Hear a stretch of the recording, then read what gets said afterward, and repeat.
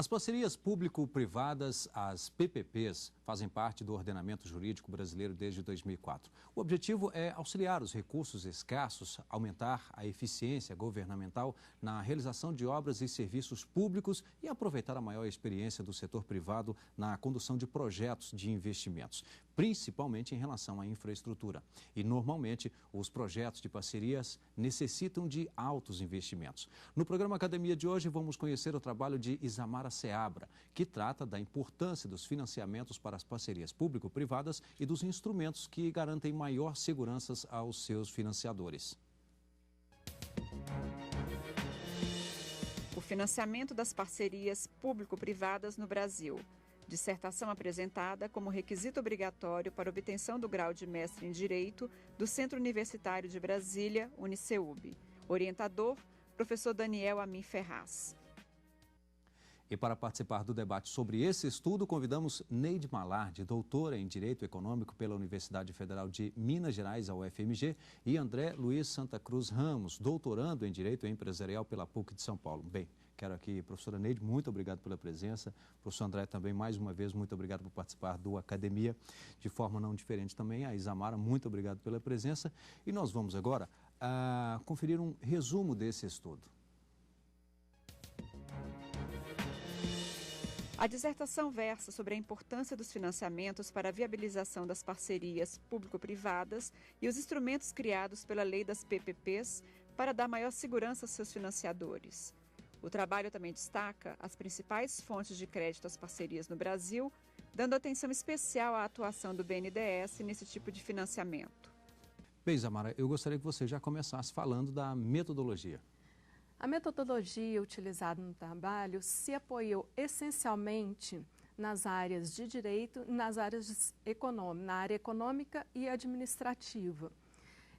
Porque a lei das PPPs, ela mistura essas duas áreas principalmente. Então, há muitos termos técnicos na lei e eu precisei me utilizar tanto do direito quanto da área econômica. E nós vamos agora conferir a bibliografia deste estudo.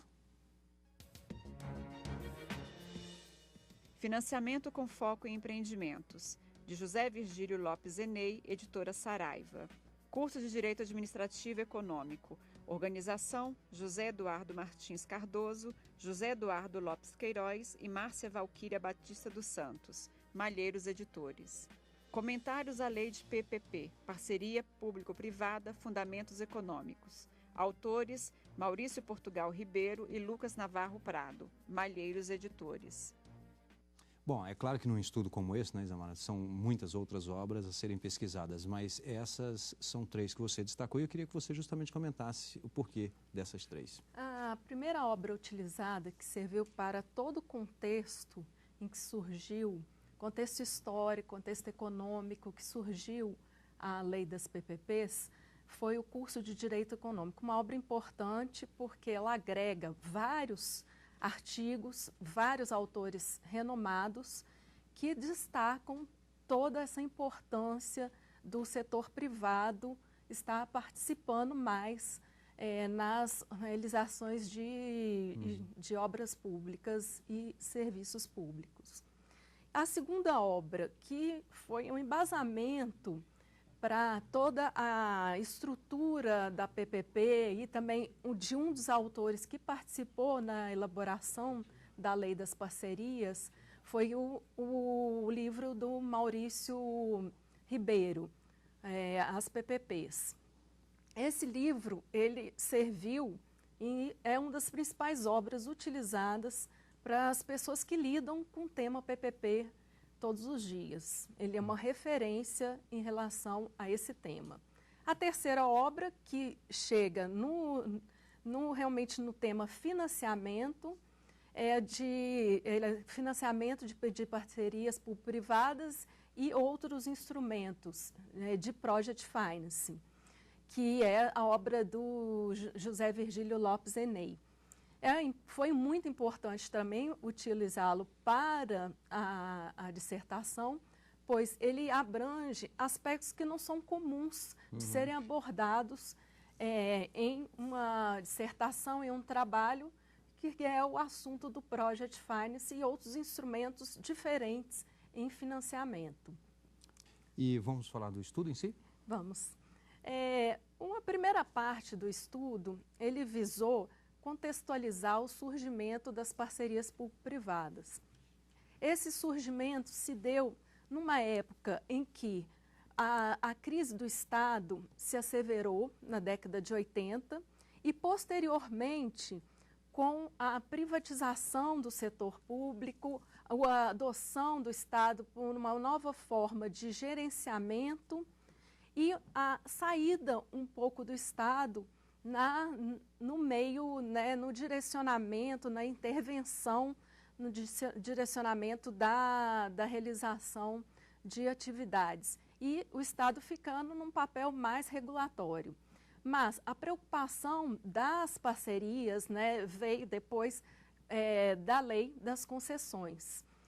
E, essencialmente, foi feito uma preocupação com o surgimento dessa lei das PPPs sobre a financiabilidade dessas leis, dessa lei das parcerias. E como a lei incorporou diversos instrumentos para facilitar o financiamento, esses instrumentos foram abordados durante o trabalho. E, além disso, na parte final do trabalho, foi abordado como está sendo realizado o financiamento das PPPs no Brasil. E chegou-se à conclusão que realmente as parcerias elas têm sido apoiadas, né, financiadas por bancos públicos federais, em especial o BNDES. Entrando no tema financiamento de parcerias público-privadas, nós podemos falar que os bancos públicos, eles não têm, os bancos privados não têm participado, não têm tido interesse por serem investimentos de risco, prazo elevado e não possuírem garantias reais. Os fundos de pensão, eles hoje estão aplicando seus recursos mais em fundos de renda fixa, títulos da União e imóveis, não têm também interesse em investir em PPPs. Os fundos de investimento, eles têm hoje pouca participação nas PPPs, tendo hoje, até a data que eu estudei o trabalho, 2012, participado essencialmente de parcerias, duas parcerias, segundo foi apurado. Então, o que sobra para financiar as PPPs? O que aconteceu aí para ter sido viabilizado 26 PPPs? O setor público financiando. Essencialmente, o setor público federal, os bancos públicos federais e principalmente o BNDES.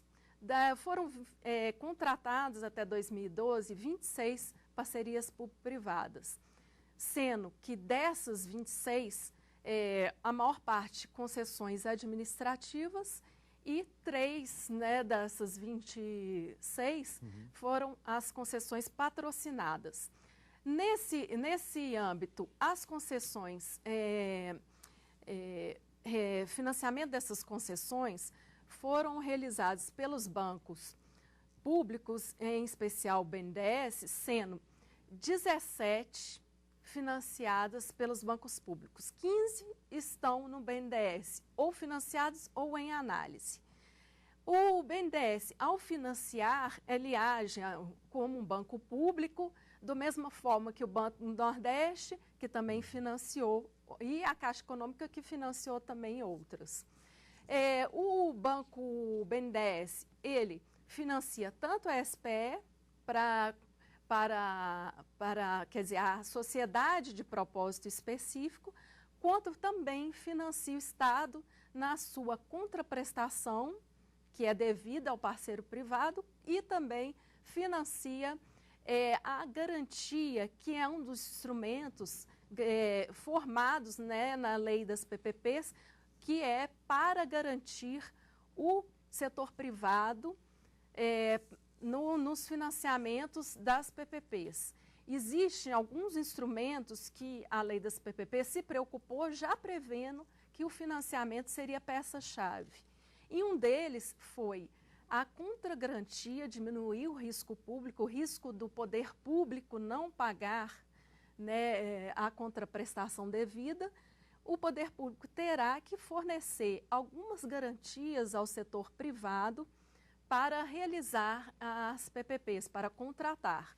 Isso pode ser fundos garantidores, empresas públicas formuladas para garantir parcerias privadas, como em São Paulo foi feito, e, dentre outras formas, também fundos de organizações internacionais. E um detalhe importante na lei das PPPs, criado também para diminuir o risco do setor privado e também diminuir o risco dos financiadores, foi o compartilhamento dos riscos. Todos os riscos são compartilhados nas parcerias público-privadas. O risco ele é compartilhado de acordo com a capacidade de um ente arcar, ou o parceiro público ou parceiro privado, arcar com esse risco. Em outros mecanismos também que foram assegurados para o financiador, para que ele pudesse arcar com o financiamento de forma a correr menos riscos. Independente disso tudo, o contexto brasileiro não permitiu o financiamento pelo setor privado, que era o desejado na época da promulgação da lei. E hoje, o contexto que nós temos são os bancos públicos, em especial um banco de desenvolvimento, o maior banco de desenvolvimento, um dos maiores bancos do mundo de desenvolvimento, o BNDES, financiando as parcerias público-privadas. E é importante se destacar nesse financiamento que o financiamento ele ocorre em bases privadas.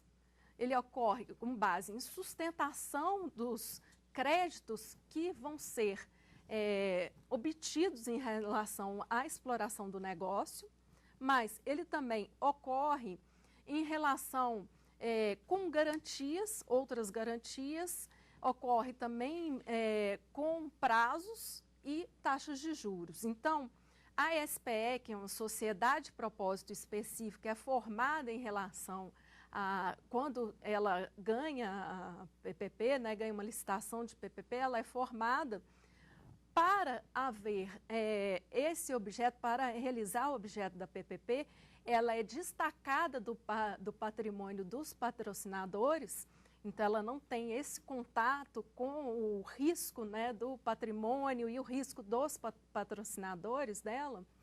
Ela é essencialmente financiada, né, sobre essas bases privadas que eu citei pelos bancos públicos.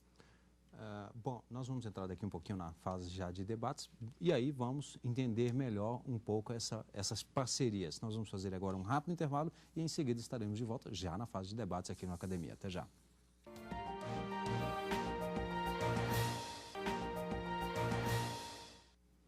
Hoje, em debate no Academia, a dissertação O Financiamento das Parcerias Público-Privadas no Brasil. O estudo foi desenvolvido pela mestre em Direito pelo Centro Universitário de Brasília, UniCeub, Isamara Seabra. Mas antes de iniciarmos aqui o nosso debate, vamos conhecer algumas teses e dissertações que estão disponíveis no mercado editorial. Planos de Saúde, a ótica da proteção do consumidor, de Maria Estela Gregori, editora Revista dos Tribunais. Empresas transnacionais brasileiras de origem familiar, a governança corporativa como mecanismo de controle e de gestão, de Alessandra Mendes da Silva, Biblioteca Virtual da Pontifícia Universidade Católica de São Paulo. Liberdade de Expressão e Pluralismo, de Alexandre Sankiewicz, editora Saraiva. Bem, para dar início aqui ao nosso debate, eu vou pedir à professora Neide, lá da nossa capital morena do São Francisco, né, cidade de Pirapora, em Minas Gerais. Professora Neide, obrigado. Muito obrigada, é uma honra estar aqui no programa e ter essa oportunidade de criticar o trabalho de Isamara Seabra, que foi inclusive minha aluna.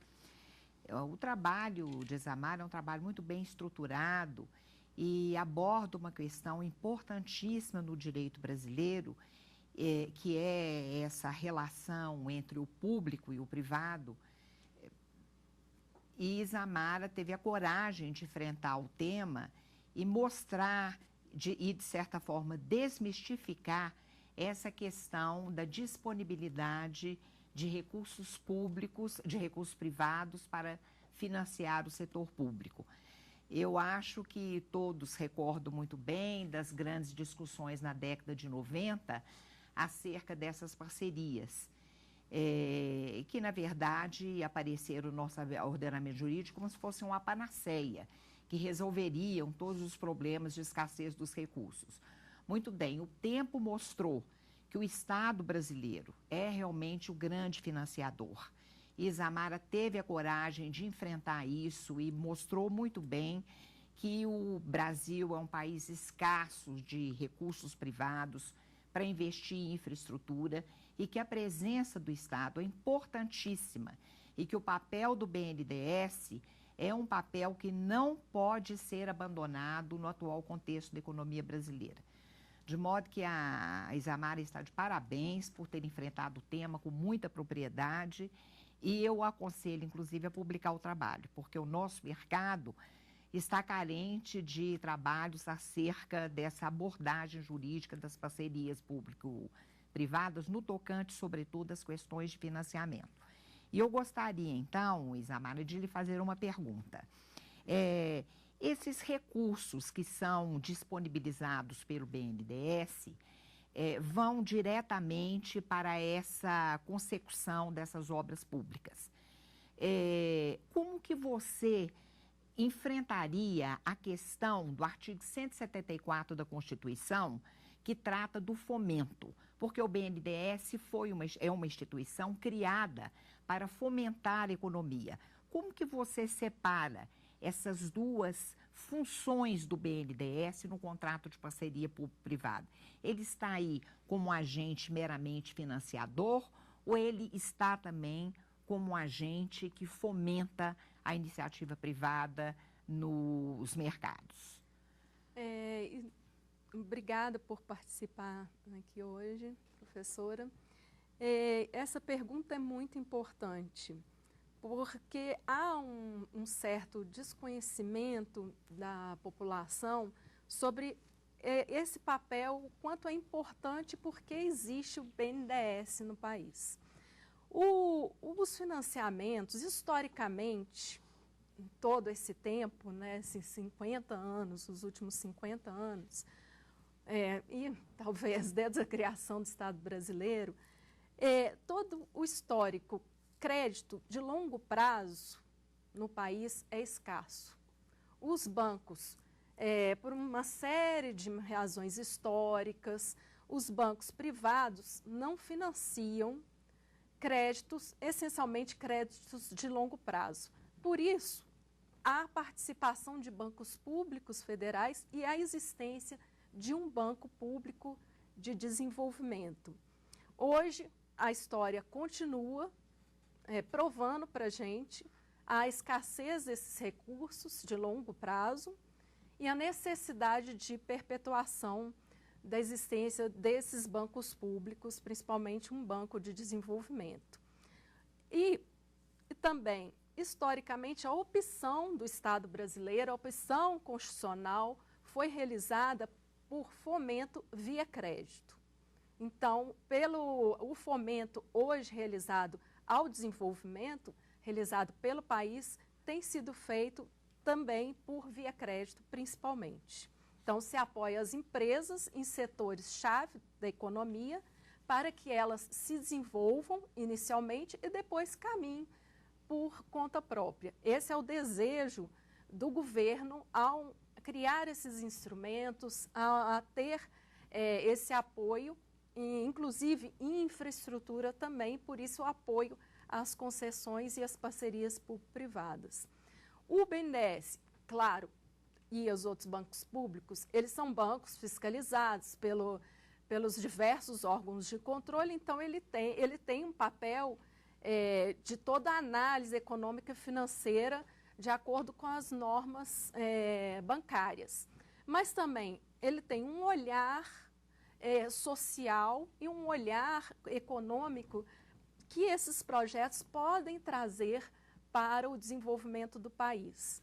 Então, na hora de se analisar, a preocupação, sim, é principalmente dadas as garantias, dadas as situações de cobrança de juros, as normas exigidas, mas esse olhar bem focado em projetos que trarão um desenvolvimento para o país.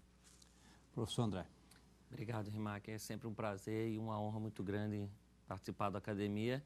E hoje é um prazer e uma honra maior ainda pelo fato de estar aqui ao lado da minha professora, minha colega docente, minha querida amiga Neide Malar. É uma honra muito grande. Parabéns a Isamara pelo trabalho, excelente trabalho. Como a professora Neide disse, enfrentou com coragem um tema extremamente espinhoso. E a minha pergunta é a seguinte: a nossa história, a história do Brasil mostra que nós nunca fomos muito amantes de um capitalismo genuíno, um capitalismo verdadeiro.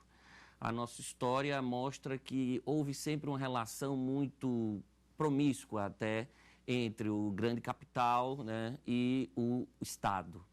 E uma das críticas que, sob uma perspectiva liberal, que se faz à parceria público-privada, sobretudo com essa massiva participação do BNDES, dos bancos públicos no seu financiamento, é que isso só exacerbaria esse capitalismo de compadres, esse capitalismo de laços, esse chronic capitalism, como os americanos falam, né?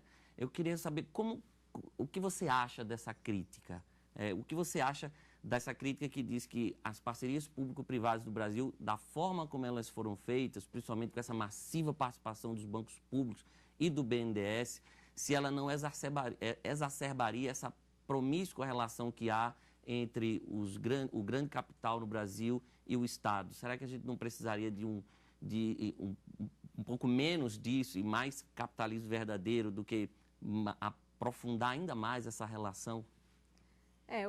O que acontece? No nosso histórico, né, brasileiro, nunca se houve uma divisão entre Estado interventor e Estado regulador. Sempre houve uma mudança, claro, do papel do Estado, mas nós temos um capitalismo chamado capitalismo à brasileira. Uhum. Então, o Estado, após a década de 90, saiu um pouco da intervenção na economia e se tornou mais regulador. O objetivo todo foi esse.